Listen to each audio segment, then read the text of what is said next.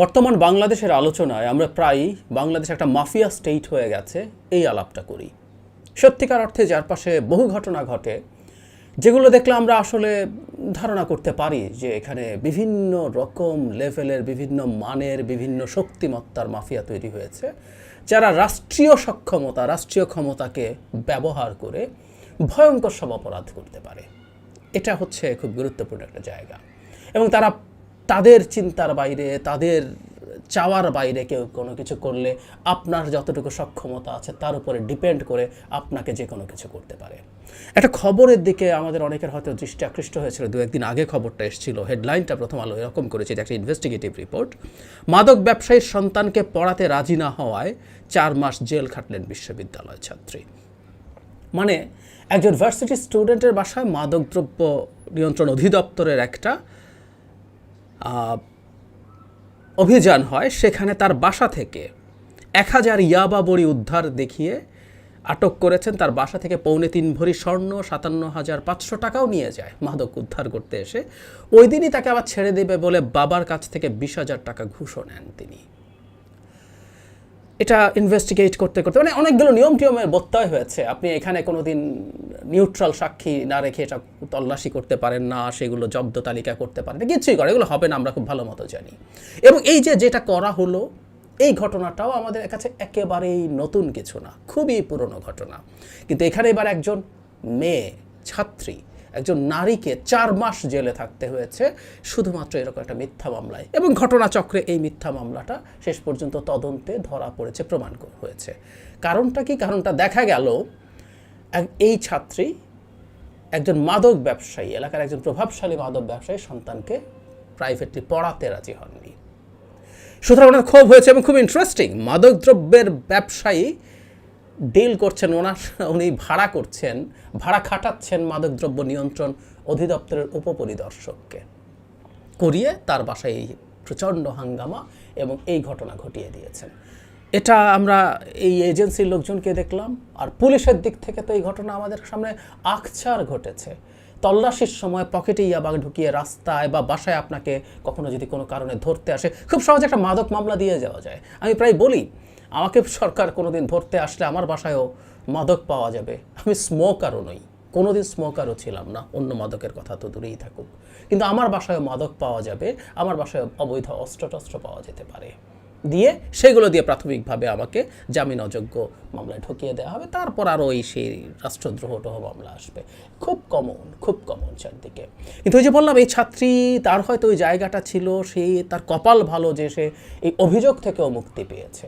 না হয় এই অভিযোগ তার থেকে যেতে পারতো, সে জামিন পেতে পারতো, কিন্তু তাকে কোর্টে আসতে যেতে হতে থাকতো শুধুমাত্র কিছু মানুষের লোভ এবং প্রতিহিংসার বশবর্তী হয়ে। এখানে একটা প্রতিহিংসা দেখা যাচ্ছে কোনো কোনো জায়গায়, স্রেফ লোভ।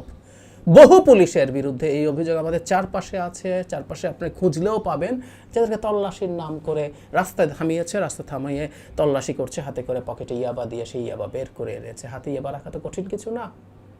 আমি ফেসবুকে দেখেছি পুলিশ রাস্তায় থামালে কি কি করতে হবে ধরনের সাজেশন কেউ দেন, যাতে তারা এই ধরনের কোনো ঘটনা ঘটানোর চেষ্টা করতে না পারে। কিন্তু আমরা সবাই তো সেই পরিমাণ সৌভাগ্যবান মানুষ নই। আমরা টাকা দেই, টাকা নেওয়া হয়, তারপর জেলেও যাওয়া হয়, জেল থেকে বেরোও যদি একটা জামিন হয়, সেই জামিনের পর ক্রমাগত সেই মামলাগুলোর সুরাহা সাধারণতভাবে হয় না, কিন্তু আপনাকে ক্রমাগত কোর্টে যেতে হয়। এবং যে জিনিসটা আসলে আমি এই বাহানায় আনতে চেয়েছিলাম সেটা হচ্ছে, আমি এই উদাহরণটার কথা প্রচুর বলি, কুড়িগ্রামের এক ডিসি সুলতানা পারভিন, মানে এই একই অস্ত্র প্রশাসনের দায়িত্বে থাকা মানুষও তার প্রতিহিংসা চরিতার্থ করার জন্য ব্যবহার করেন। তিনি টিআর কাবিখার টাকায় একটা পুকুর সংস্কার করে নিজের নামে নামকরণ করেছেন। অবশ্য নারী বা দোষ কি, উনি চারদিকে নামকরণের সংস্কৃতি দেখেন। উনি যেহেতু ডিসি, উনি নিজেকে জেলা প্রধানমন্ত্রী মনে করেন, বুঝি। সো উনি মনে করেছেন এটার নাম সুলতানা সরোবর হোক। এটা নিয়ে বাংলা ট্রিবিউন একটা রিপোর্ট করেছিল, উনি খুব নাখোশ হয়েছেন। এটা নিয়ে যেহেতু তীব্র সমালোচনা শুরু হয়, সেই সাংবাদিককে গভীর রাতে বাসায় তালা ভেঙে, দরজা ভেঙে তাকে বের করে নিয়ে আসা হয়, এবং তাকে নিয়ে এসে তাকে টর্চার করা হয়। জেলার মানে যেখানে অফিস আছে জেলা পরিষদের, সেখানে টর্চার করা হয়। টর্চার করে তার কাছ থেকে একই মাদক উদ্ধার করা হয়, আধা বোতল মদ আর 1.5 গ্রাম গাঁজা নাকি তার কাছে পাওয়া যায়। এই সাংবাদিকও জীবনে স্মোকারও ছিলেন না, তার পরিবার থেকে জানা যায়, এবং সেটা দিয়ে 1 বছর তাকে জেলে ঢুকিয়ে দেওয়া হয়। মানে আমরা খেয়াল করি, প্রজাতন্ত্রের কর্মচারী বলি আমরা, কি বিভৎস মানুষজন আসলে এই জায়গাগুলোতে বসে আছে, এবং কী পরিমাণ দানব হয়ে উঠেছে তারা, কী পরিমাণ মাফিয়া হয়ে উঠেছে তারা।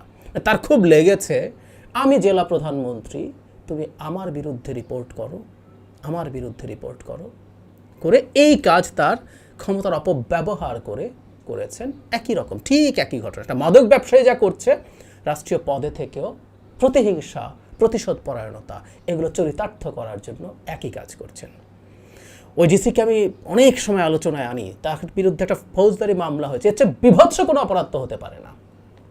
ওই মামলা টামলা কোনো হদিস নাই, বিভাগীয় তদন্ত করে তার বেতন মানে ইনক্রিমেন্ট বন্ধ থাকবে, এরকম একটা শাস্তি তাকে দেওয়া হয়েছিল, অতি লঘুদণ্ড। সেই লঘুদণ্ডটাও রাষ্ট্রপতিকে ক্ষমা করে দিতে হয়েছে। একটা মধ্য পর্যায়ের প্রশাসনিক আমলা, ওনারাই আসলে দেশ চালান এবং ওনারাই সরকারকে ক্ষমতায় রাখেন, ওনারা আমাদের হ্যাডাম আসলে খুব ভালো বোঝেন। যাই হোক, যে কথাটা বলতে যাচ্ছিলাম, আমাদের চারপাশে প্রচুর প্রমাণ এখন ছড়িয়ে ছিটিয়ে পড়ছে, ছড়িয়ে ছিটিয়ে আছে, যেগুলো দিয়ে আমরা খুব ক্লিয়ারলি বুঝতে পারি বাংলাদেশ একেবারেই একটা মাফিয়া স্টেজে পরিণত হয়েছে। এই মাফিয়ারা কাছ থেকে, এই মাফিয়ারা অ্যাসেস করবে আপনার সক্ষমতা কতটুকু আছে, আপনাকে কতটুকু সে ঝামেলায় ফেলতে পারবে, আপনাকে কতটুকু সে কী করতে পারবে। সেই অ্যাসেসমেন্টে যদি কখনো তেমন কিছু বোঝা যায় যে আপনি কিছু পারবেন না, আপনি মাফিয়াদের সাথে লেগে আসলে এই দেশে টিকতে পারবেন না। খুব সোজা সাপটা কথা। খুবই সৌভাগ্যবান এই ছাত্রী, লক্ষ লক্ষ, হাজার হাজার দুর্ভাগ্যবান এরকম মানুষ এখনও জেলে আছে, কোর্টের বারান্দায় ঘোরাঘুরি করছে, যাদের জাস্ট বাসায় গিয়ে বা পকেটে মাদকদ্রব্য রেখে মামলা করে দিয়ে ফাঁসিয়ে দিয়েছে কোনো না কোনো প্রভাবশালী, অথবা নিছক টাকা কামানোর ধান্দায় পুলিশ এই কাজগুলো করেছে। ঘরে ঘরে এই গল্প। মানে আমাদের রাষ্ট্র ব্যবস্থা ভেঙে তছনছ হয়ে গেছে, আমরা টের পাই না। যেহেতু আমরা এই যে যা বললাম, আমরা সবাই জানি কিন্তু এই ঘটনাগুলো, কিন্তু আমরা কি একটু চিন্তা করি যে রাষ্ট্রীয় দায়িত্ব, রাষ্ট্রীয় পোশাক পরে এই কাজগুলো কত বিভৎস অন্যায়, অপরাধ আমরা আসলে কল্পনা করি না। যে ভয়াবহ বা বিভৎসতার সাথে সাথে বসবাস করতে করতে এগুলো গা শোয়া হয়েছে, আমরা গা শোয়া করে ফেলছি, গা শোয়া হয়ে গেছে। আমি প্রায় বলি এজন্য, যে জিনিসগুলো আমাদের মনে হয় যে আরে এগুলো তো হয়ই বাংলাদেশে থাকতে হলে এগুলো মেনে টেনে নিতে হবে, এই ঘাস হওয়াটা যেন আমরা করে না ফেলি। আমাদের জায়গা থেকে যতটুকু সম্ভব একটু আওয়াজ যাতে আমরা জারি রাখি।